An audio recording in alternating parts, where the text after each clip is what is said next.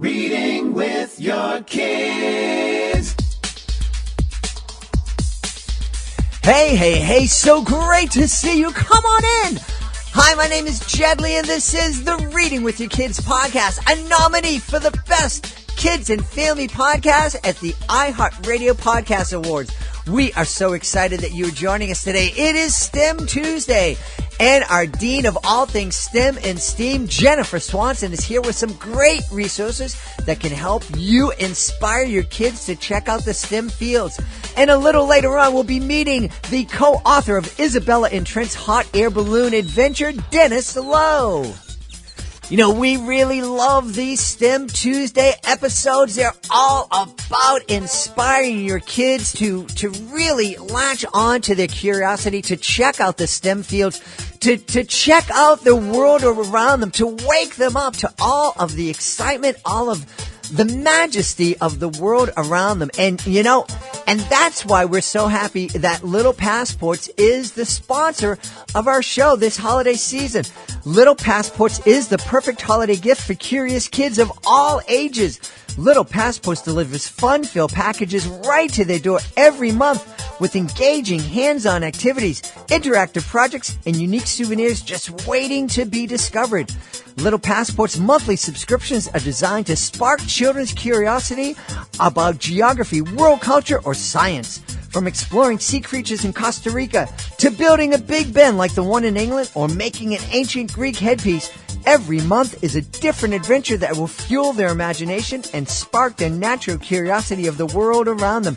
It's the perfect gift for kids ages 3 to 13 this holiday season. Order today for holiday delivery at littlepassports.com/reading. That's littlepassports.com/reading. Joining us right now from right outside of Chicago in Illinois, she is our Dean of STEM, and STEM Week is so very popular on the Reading with Your Kids podcast. Please welcome back to the show the author of Astronaut, Aquanaut, How Deep... forget it. I messed that up. She'll tell you the title. Please welcome back Jennifer Swanson. Oh, thanks, Jed. Yeah, I know. It's let's see, Astronaut, Aquanaut, How Space Science and Sea Science Interact. I have to think about the second one. I just say Astro Aqua. Yeah, that's how I've been doing it too. But I get so frustrated sometimes. I have so much steam, then I go, oh, I don't have anything left. I'm almost at the top of the hill, and it goes. Well, we're excited because we're back. It's the start of another great STEM week here on the Reading with Your Kids podcast. And STEM week, Jennifer's contributions are based on her STEM Tuesday blog. And that is such an amazing blog. We're going to tell you the address to check it out. It has so much great information there for families, for homeschoolers, for teachers. And today we're doing something about pears. And we're not talking about the fruit. No, this week is, now remember, of course, we're 2 months behind since we're taping this. So this is STEM Tuesday, September 2018. Mm-hmm. And I have an amazing team of awesome nonfiction authors who run this. And they said, okay, we always pair fiction books with nonfiction books. What if we pair up 2 nonfiction books? So this we did for teachers because we thought this would be a great way for you to do STEM literacy together, to kind of compare. These 2 books are the same topic. Mm-hmm. 2 different authors wrote them. Let's take a look at how they did that. Like, did they do different points of view? Did they include different maybe details that one has, the other one doesn't? So the book list that Patricia Newman and Nancy Castaldo came up with is pretty awesome. The first one is, ready for this? Okay. Chocolate. Yes. I know, yes. Right? Like, chocolate. Okay, let's do a chocolate book. And of course, if you do chocolate books in the classroom, you have to give out chocolates. No, I'm just kidding, but it would be nice. Why would you be kidding about that?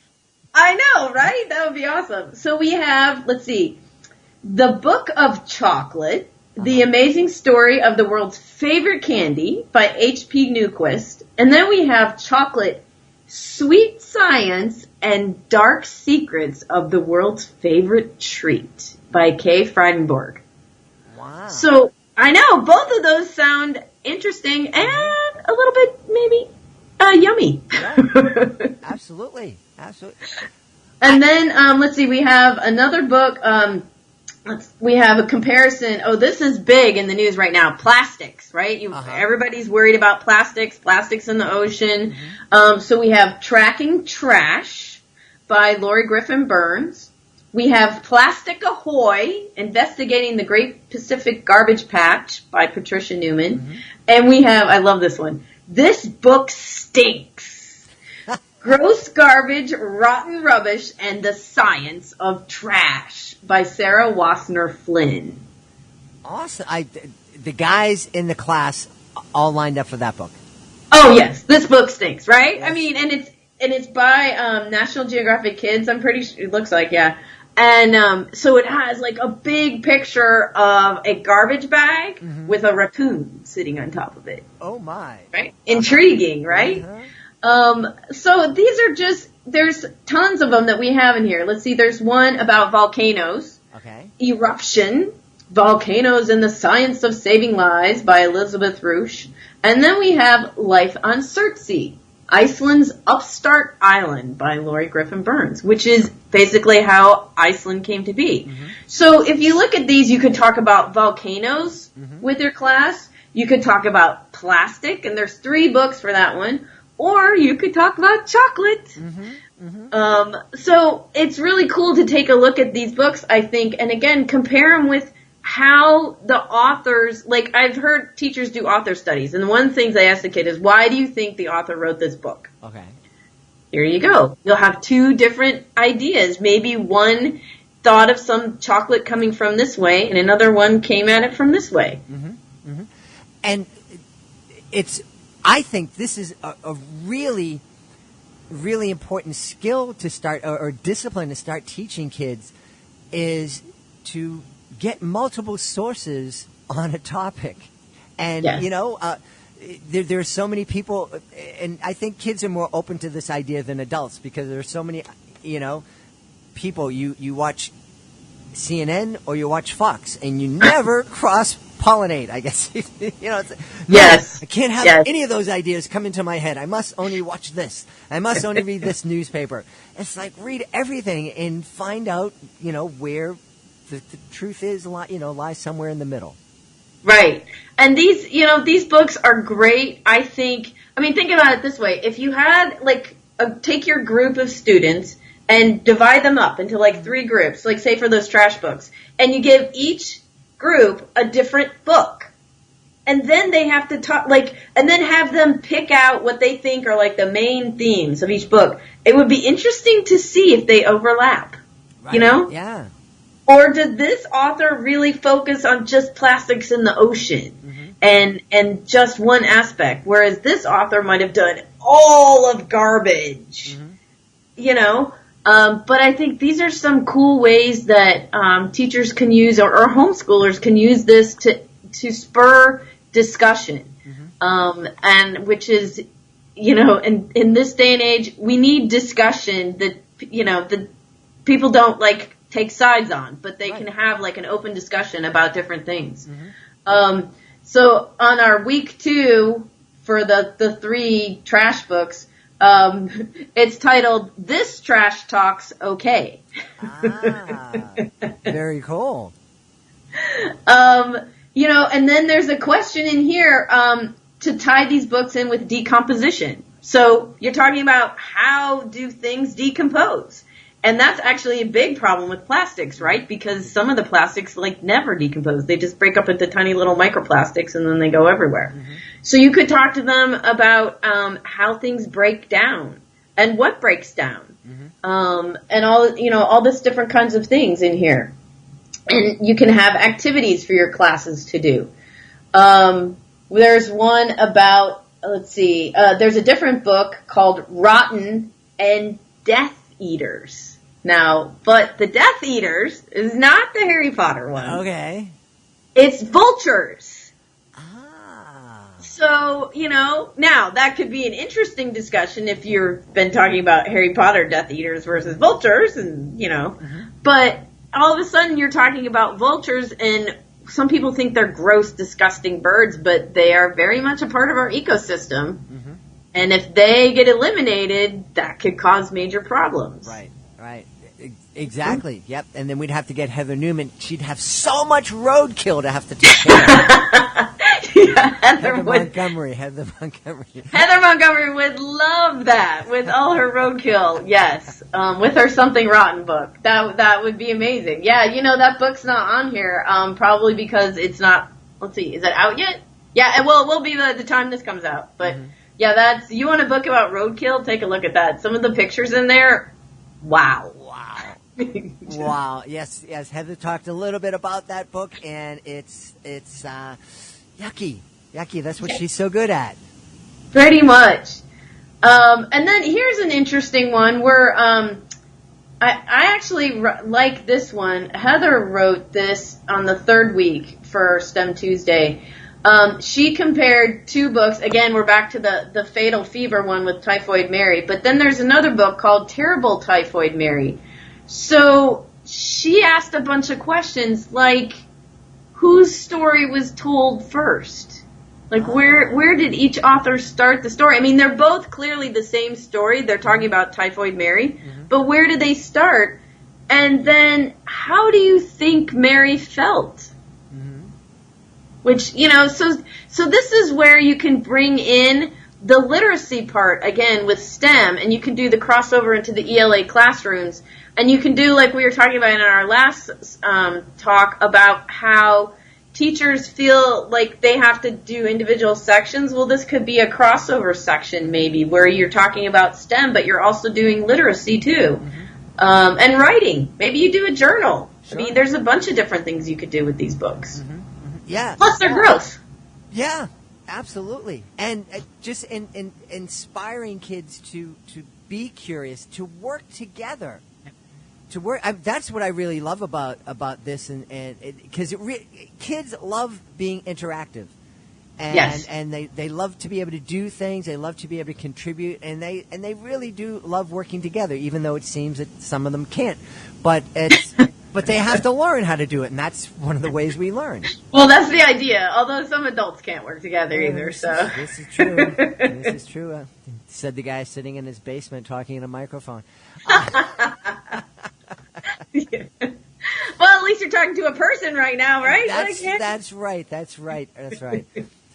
So this is great. So compare so many great ways for us to use this information. That's what I think is so valuable about STEM Tuesday. There's such great resource, some great experts in these different fields, and there's just a lot of flexibility that a teacher, a homeschooler, or if just a parent who wants to get their kids, more engaged after school can kind of work with and really do some really fun, interesting things with. Well, and, it gets the kids that maybe there are some kids out there, because there are, who aren't that interested in fiction books. Or, but they're really in-depth in science books, or they're interested in history books. Nonfiction for kids offers so much these days, and in such a fun and unique way. Way more than it used to. And it's kind of fun. I should actually tell you that there's one of my friends who, her name is Melissa Stewart. She's a children's author. And we call her kind of the queen of nonfiction. Particularly, she writes STEM picture books. And she's done this for, oh my gosh, I think she's led 180 books. Wow. I mean, wow. Yeah. But she has this amazing blog called Celebrate Science. And on it, she's been interviewing nonfiction authors and asking them, what has inspired you to write these books, that you write? And she's interviewed some amazing authors. Heather Montgomery was on there, and she asked me to do it, and mine was questions. I was that kid in the corner who was like, why is the sky blue? Why does that happen? How does this happen? Why do those two things? And my mom was just like, go look it up. And that if you look at my books, a lot of them are big questions. Like astronaut, aquanaut. Yep. How on earth, are they related? And yet They are. They are, absolutely. Because they train a lot in the same way, and they both go into enclosed, tight spaces for long periods of time, and they both have to worry about pressure and how they're going to breathe and all that kind of stuff. My book, Brain Games, was like, how does the brain work? So if you look at a lot of my books, you'll kind of see a pattern. And if you do that, like if you pick an author and do author studies, like if you look at Patricia Newman's books, she's very into conservationism. Very into conservationism. And so is Nancy Castaldo. She's also one on the STEM Tuesday team. So it's kind of fun to take a look at Melissa's blog series because we've all answered the question, and a lot of our love came from when we were little kids. And here we are, many, many years later. We won't say how many. Still loving and being intrigued by that. So I challenge kids out there, what are you interested in? You know, think about that. And where can that take you? Yeah, and I think that's it's a more sophisticated way of asking a kid, what do you want to be when you grow up? Yes. You know, Yes. because that changes all the time. But what are you interested in? And that's kind of that's really a foundational kind of question, and something that's really important. And I think it's something that a lot of adults don't talk about.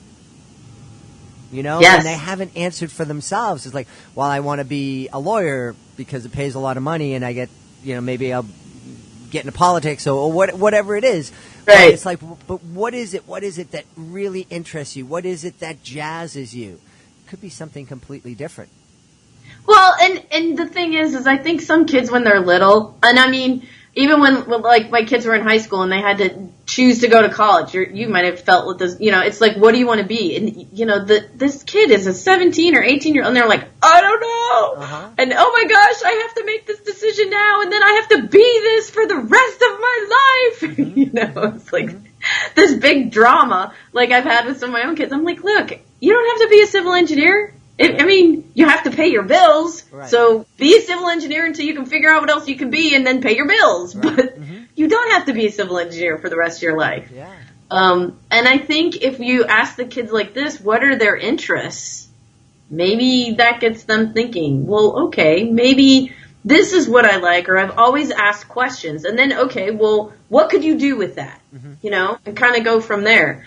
Maybe that's the way to get kids to think about things like that. Yeah. Well, it's certainly when my daughter, when she was, you know, college, and she's like, well, I want to be in the music business, but I don't know if I want to go to this school. I don't know if I want to go to that school. And it's like, well, ideally, what would, if you had a magic wand and you could just wave it and you could create the college experience, the college environment of your dreams, what would it be? And she was able to articulate, I go, okay, so which of these choices allows you to do that? And it was, oh, there's only one. And then it was easy. And she made it happen, and it was beautiful. And she was incredibly happy with it.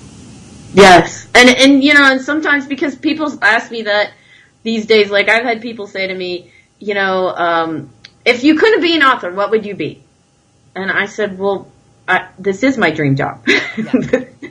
I made it. Like I'm lucky enough to have made it. So this is it. This is what I would be. Now, if you would ask me if I was going to be an author when I was 8, I don't think I would have ever said that. Right.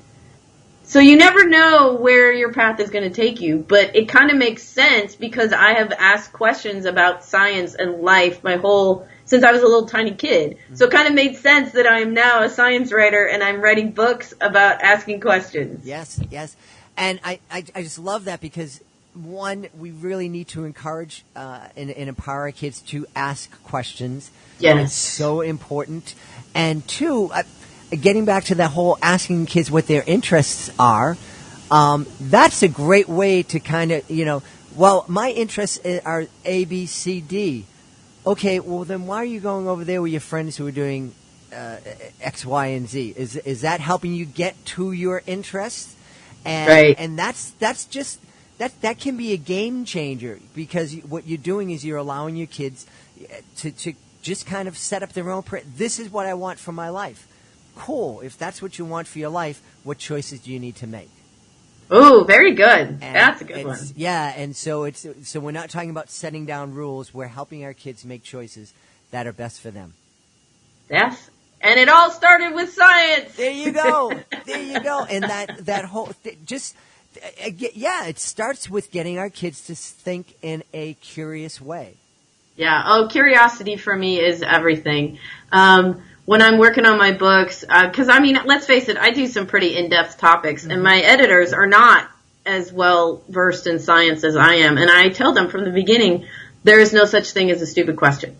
I was like, if you don't understand something, ask. And I tell my students the same thing. There's no such thing as a stupid question. Now, if Johnny asked it, then Susie asked it, and then you're asking it, and it's the same question, okay, that's, I'm not saying it's stupid, I'm just saying it's been asked. Right, yeah. But if you truly don't understand something, then you need to ask. Or be curious about the world and how it works. Yeah. That's my philosophy. And, there's so many, I'm not going to say so much about school in general, but there are so many schools where curiosity is not encouraged. It's sit down, this is what you're going to learn. And I don't think that helps. No, and, but to be fair, I don't know that that's, there's so much stuff that teachers have to handle every day. Yep. So, as you know, your wife's a teacher, that I think sometimes you just have to move on. But this is why you pick up books like this, and you hand it to the kid. So when the kid asks you the millionth question about, Typhoid Mary or plastic, you go, oh, I have a book for that. There you go. and you hand them a book. And then they can learn all about it, and then they'll come back and tell you everything they learned. Absolutely. Stop. I read the book myself. Right. Well, we want folks to be able to check it out. Now, again, we're publishing this podcast in December. The information that this segment of STEM Tuesday this STEM Tuesday was published back in September 2018. And that's the beauty of the internet and podcasts and blogs. They're evergreen. They're out there forever. Yeah. And, so if you didn't get it in September, that's okay. You can get it in December or January, March, or September of next year. So tell folks where they can find STEM Tuesday and all this great information. Okay, so they can find us at www.stemtuesday.com. And if you just search on the little thing, you should be able to find September, or you can just look up Pair Up, comparing nonfiction titles. Yeah. And people are going to want to find your website and your books because you have such great books. And so tell people where they can find that. Okay, so you can find me at www.jenniferswansonbooks.com. jenniferswansonbooks.com. All sorts of great books. And, don't forget, if you just make a comment on STEM Tuesday, there is a really good chance that you could win an autographed copy of one of the books that are featured. Yes, we give away one book a month, and it's signed by the actual author, autographed, and sent to you directly. All you have to do is comment on one of the blog posts throughout the month, and you are automatically entered. And let me just tell you, we usually have between 3 and 5 comments. Mm-hmm. So this is way better odds than winning the lottery. Yep. And don't think because there's only 3 or 5 people commenting that it's not a good blog. There's only 3 or 4 people that are reading it. No, most people read it. They just don't comment. Absolutely. It's just like this podcast. We have thousands and thousands of downloads and a couple of comments. So that's just. I suppose if we were more political, then we get lots more comments. Oh, but that's yes, okay. but you don't want that kind of comments, right? All right, check it out, STEM Tuesday, STEMtuesday.com. Jennifer Swanson, thank you so much for being here. Thanks for having me, Jen. One of the reasons we love STEM Week and one of the reasons we love Jennifer Swanson coming in, talking about the STEM fields and STEM Tuesday and all the resources that are available on her STEM Tuesday blog is because STEM is like there's so much of it out there. There's geography, there's geology, there's science, technology, engineering, mathematics. And within all of those fields, there's all these different subfields. And in just a moment, we're going to be talking to Dennis Lowe about his great book, Isabella and Trent's Hot Air Balloon Adventure, that talks about the geography of the beautiful state, or I guess it's the Commonwealth of Pennsylvania. And we're really excited about that. And we're really, really excited that Little Passports is sponsoring our show during the holiday season, because Little Passports is the perfect holiday gift for curious kids of all ages. Little Passports delivers fun-filled packages right to their door every month with engaging hands-on activities, interactive projects, and unique souvenirs just waiting to be discovered. Little Passport's monthly subscriptions are designed to spark children's curiosity about geography, world cultures, or science. From exploring sea creatures in Costa Rica to building a Big Ben like the one in England or making an ancient Greek headpiece, every month is a different adventure that will fuel their imaginations and spark their natural curiosity of the world around them. It's the perfect gift for kids ages 3 to 13 this holiday season.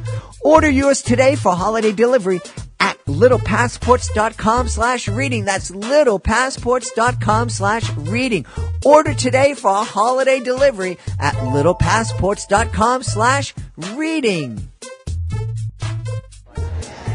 Here at the Erie Book Expo, we're meeting all sorts of great authors, and one of them that we just met is Dennis Lowe. He's the author of Isabella and Trent's Hot Air Balloon Adventure. Dennis, tell us a little bit about it. This book is, I'm a geologist, and the other co-author, Jerry Jones, is a geologist, and we've noticed that kids love geology, fossils, and everything else, and we thought that this would be a good introductory book to get kids interested in Pennsylvania geology, because it is extremely diverse in age and also the types of rocks and minerals and everything else in the history of Pennsylvania. You know, I have to tell you, geology was never something that really excited me a whole lot until I had an experience of visiting a cavern system, okay. And I just happened to be the only one there for the tour. And as a geologist, and it was a geologist, took me down into the cave system. He started giving me his typical pitch, and I said, you can leave out the corny jokes and everything. Just tell me what interests you. And oh my goodness, he just went off, and you could tell that he had such a love for rocks and for how this cave system was formed. I was just fascinated by it. Mm-hmm. And that's the same with almost every geologist. Most kids grow up looking at rocks and stuff, and some of us sort of just continue looking at rocks. I like to go to rock swaps and book sales where they have books about geology or fossils, going out into a clay pit, shale pit, and just with my rock hammer and shovel and digging into it and seeing what I can find, and it brings out the kid in me. And I try to get some of this excitement into this book that we wrote.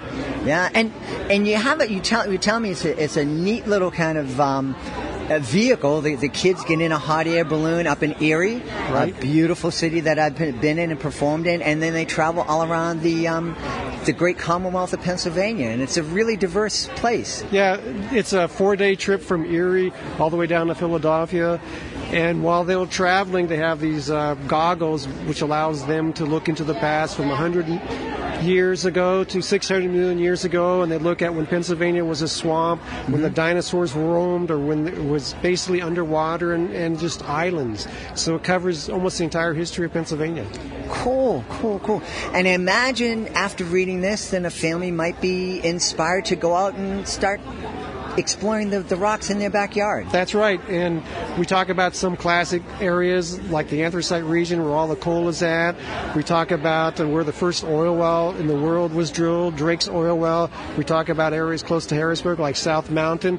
All of these are places you can visit, and you can also go to the Topographic and Geological Survey website, and they have even more information and more pictures and more sites to visit, or you can go to state parks too. Mm-hmm. Now, you mentioned website. Do you have a website where folks can find out more about Isabella and Trent's Hot Air Balloon Adventure? Yes, we do. It's under Jerry Jones Geo. I can hang on a second. Yep.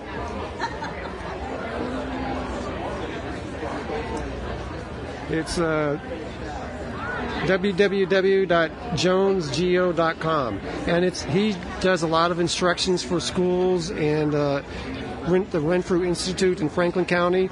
And he has all sorts of web information on rocks and fossils and geology and field trips to take. Mm-hmm. Great. Well, thanks very much for spending some time with us. Well, you're welcome. Take care. Please be sure to join us for the next episode of the Reading with Your Kids podcast. STEM Week continues with Melissa Stewart. She will be here. We hope you will be here too.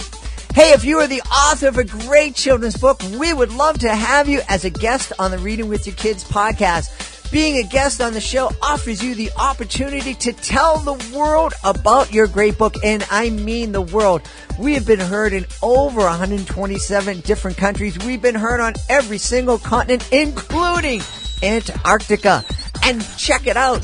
Being a guest on the show, it's fun, it's easy, and it is absolutely free. All you need to do is to visit our website, readingwithyourkids.com.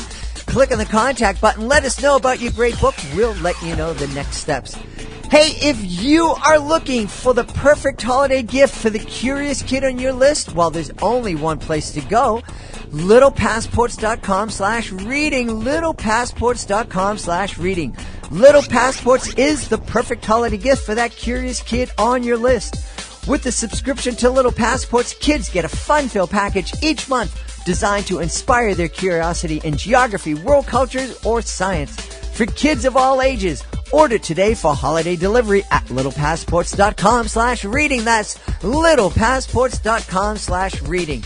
Before we go, we want to say thank you to Jennifer Swanson, our Dean of all things STEM and STEAM. And we also want to thank Dennis Lowe for being here. And, of course, we want to thank you. Thank you so much for taking the time to join us. And, as always, thank you so much for taking the time to make the world a better place. And you do that every time you read with your kids. I'll be looking for the next episode of the Reading with Your Kids podcast.